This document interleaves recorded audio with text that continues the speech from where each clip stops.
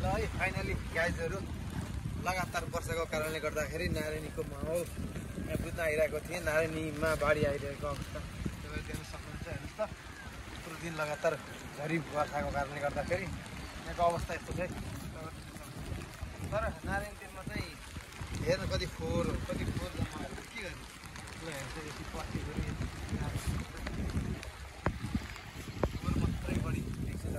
पानी परे पनि मान्छेहरु चाहिँ आएको छन् है नारायणीमा। यहाँ चाहिँ पानी परे भने पनि नारायणीमा पहाडी आयो होला भनेर हेर्नको लागि भए पनि मान्छेहरुको भिडभाड बढिरहेको छ।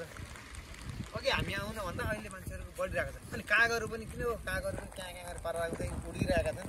धेरै कागहरु देखेको छ। खास किन हो यस्तो देखिँदैन। पानी पर्यो भनेर यो शुभ हो कि अशुभ हो त्यो थाहा भएन है। हिजो त दुईटा ढुङ्गा उब्रेछन् त्यहाँ होइन र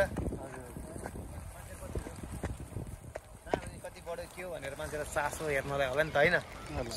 सबैजना नारायणीमा अनि अहिले चाहिँ बाटोघाटोहरूको अवस्था के छ कसो छ बुझेर हिँड्नु होला है त। अहिले मुगलिनमा बाटो जाम हुनसक्छ। दाउनेमा पनि खासै पहिरो त गएको छैन। त्यहाँ चाहिँ कस्तो भन्दा हिलो अलिक बाटो पानी परे हिलो हुनसक्छ। गाडीहरू रोकिन सक्छ। तपाईँहरू अब आफ्नो सुरक्षित गन्तव्यमा पुग्न सक्नुहुन्न होला। त्यही भएर कतै हिँड्दै हुनुहुन्छ भने विचार पुगेर हिँड्नुहोस्।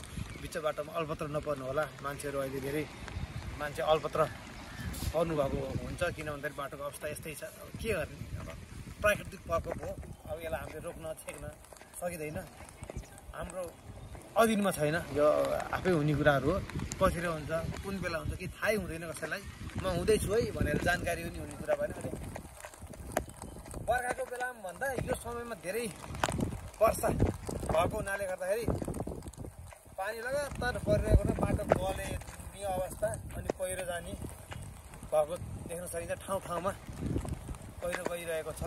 अब कति विपत्तिमा परेर मान्छेहरूले अब ज्यान गुमाएका छन्। कतिको अब घरबार बगाएको छ होइन। यस्तो अवस्था छ। अब के भन्ने तपाईँहरू हिँड्दै हुनुहुन्छ जानेर बुझेर हिँड्नु होला। अब म अन्त त जानी बुझ्ने तपाईँहरू नै हुनुहुन्छ। अब मैले यसो भनेको कुरालाई अब तपाईँहरूले मनन गर्नु होला। त्यही हो। यहाँ एउटा नारायणी आउँदाखेरि भिडियो बनाइरहँदाखेरि यो ठाउँहरू यस्तो चिज हो कि यो मान्छे जस्तो पनि मान्छे आउँछ जे पनि आउँछ होइन। यस्तो फोहोर गरेको गाडीतिर हिँड्छ। यो चाडपर्वको बेलामा पनि भएर होला सायद। अब फेरि यो फोहोर गऱ्यो भन्ने कुरा पनि अब भएकोलाई फोहोर भन्नु पऱ्यो। तर पनि अब आएर पूजा गर्ने पहिलेको चलनले गर्दा पनि हो होइन। यस्तै छ। तर पनि एउटा सम्मिलित नारायणीमा यो अलिक पर्यटकहरू जो बाहिर पर्यटक स्थानीय पर्यटकहरू पनि आउने ठाउँ रमाइलो गर्ने ठाउँमा फोहोर भएको चाहिँ राम्रो होइन। सम्बन्धित निकायको ध्यान जाओस् त्यही भन्न चाहन्छु म त। त्यो त बनाउनु पऱ्यो नि त। मान्छेलाई भन्यो भने हुन्छ यो फोहोर गर्ने होइन है भनेर मान्छेले।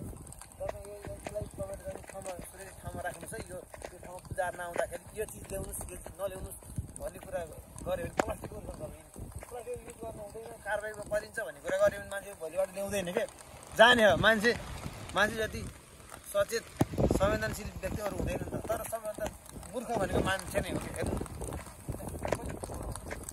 कारबाही गर्न पर्ने कारबाही हुन्छ भने अहिले एउटा कुरा है मैले भन्न लागेको कुरा चाहिँ हामी मध्ये कयौँ मान्छेहरू अहिले छोराछोरी विदेश भएपछि विदेश जानुभएको छ अनि भन्नु त कुरा ओहो विदेश कति सफा कति राम्रो कतै फोहोर छैन केही छैन गरे। आखिरमा तपाईँहरू पनि गएर पनि विदेशमा गएर पनि फोहोर त गर्नुभएको छैन। उहाँका मान्छेले फोहोर गरेको छैन। त्यहाँ नियम कानुन पर्छन्। यहाँ त तपाईँहरू हामी नियम कानुनमा छैनौँ कसैको। अनि फोहोर गर्छौँ। अनि यसले पनि फोहोर गर्यो उसले पनि गर्यो त्यसले पनि गरे गर्दा गर्दै फोहोर भयो। त्यस्तै छ। त्यही भएर तपाईँहरू पहिला आफू राम्रो आफू सचेत हुनु पर्छ नि। बल्ल उसलाई सचेत गराउनु पर्छ। कति सामाजिक संस्थाहरू नारीमा आएर फोहोर सफाएको देखिन्छ कति गर्छन्। तर पनि फोहोर जतिको त्यति छ। मान्छेले त्यति गर्दा पनि हामीमा छैन भने अरूमा भयो के भन्ने। यस्तै छ। अब नारीको पानी परिरहेको छ।